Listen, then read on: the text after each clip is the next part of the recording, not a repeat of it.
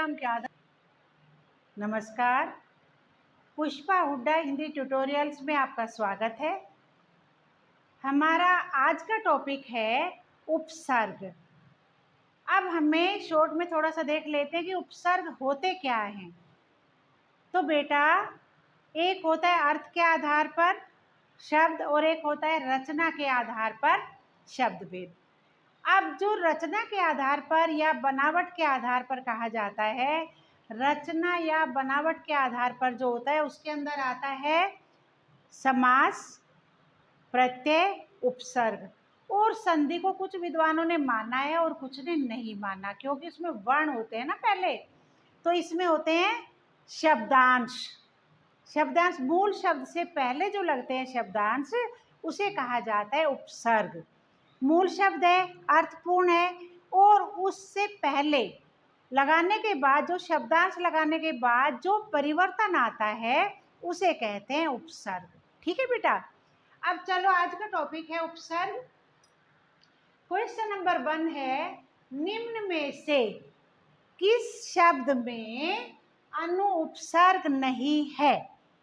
अब देखो बेटा, अनु शासन, अनु जमा शासन, शासन से पूर्व क्या लगा? अनु लगा है ना, तो अनुशासन बन गया। ऐसे ही चर से पूर्व लगा है, अनुचर बन गया। और सार से पूर्व जो लगा है वो है अनुसार। तो इसमें अन जमा उर्वर बनेगा। अनुर्वर क्या होता है? अनुपजाऊ, अनउर्वर। तो बेटा अनउर्वर ही इसमें उपसर्ग नहीं है, अनु उपसर्ग इसमें नहीं है, क्योंकि ये बनेगा अन जमा उर्वर, इसीलिए इसमें अनु उपसर्ग नहीं है। क्वेश्चन नंबर 2, अधिकार शब्द में उपसर्ग है। अधिकार शब्द में उपसर्ग है, कर उपसर्ग लगा है या अधि उपसर्ग लगा है या अधिक उपसर्ग लगा है या कार उपसर्ग लगा है। तो बेटा ये तो मूल शब्द है और ये है उपसर्ग, तो बेटा ये होगा अधिकार में अधि उपसर्ग लगा है। ठीक है। अब चलते हैं अधिष्ठाता। अधिष्ठाता कौन होता है? मुखिया, जो पूरे कार्य का को संभालता है, कारोबार संभालता है, उसको कहा जाता है अधिष्ठाता। शब्द में कौन सा उपसर्ग है? अब देखो, इसमें अधिक उपसर्ग है, अय उपसर्ग है या अधि है या आता। अब देखो, आता तो प्रत्यय बन जाएगा, तो क्या आएगा? अधि नहीं है, अय भी नहीं है और अधि वो अधिक है और ये अधि, तो अधि इसमें उपसर्ग होगा। इसी तरह से आच्छादन, आच्छादन शब्द में कौन सा उपसर्ग है? आच्छादन में कौन सा उपसर्ग है?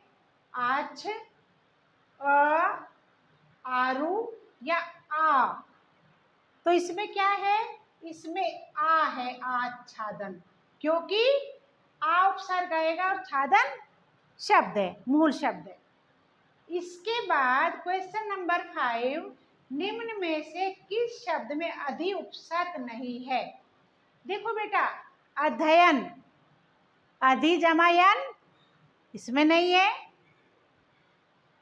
किसमें अधि उपसर्ग नहीं है? अधि जमा यन, इसमें उपसर्ग है। अधि जमा यापक, अध्यापक में भी उपसर्ग है। अधि जमा आय, अध्याय में भी ई जमा मिलाकर के या हो जाता है, इसमें भी है। तो बेटा आधार, आधार शब्द में नहीं है। देखो, एक बात पे ध्यान देना, जरूरी नहीं होता कि हर शब्द में उपसर्ग लगा हो।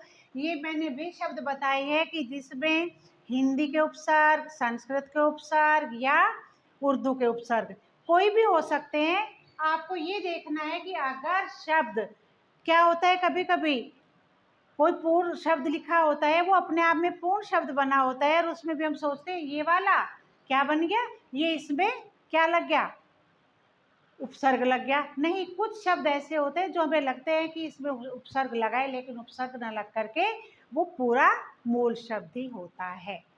जैसे दुकान है, दुकान। अब दुकान में हम कहने लगे कि कान तो पूर्ण शब्द हुआ, कान तो पूर्ण शब्द है और दू लगा दिया है, दो हमने उपसर्ग लगा दिया, इसलिए बेटे दुकान है। लेकिन नहीं, दुकान में तो वैसे थोड़ा करोगे, दो उपसर्ग थोड़ा ही लगाओगे, तो दुकान शब्द है ना बेटा। तो ये कुछ शब्द ऐसे होते हैं जिनमें उपसर्ग नहीं लगते, लेकिन मूल शब्द अपने आप ही पूर्ण होता है। ठीक है, तो मेरे विचार से आपको ये वीडियो पसंद आई होगी।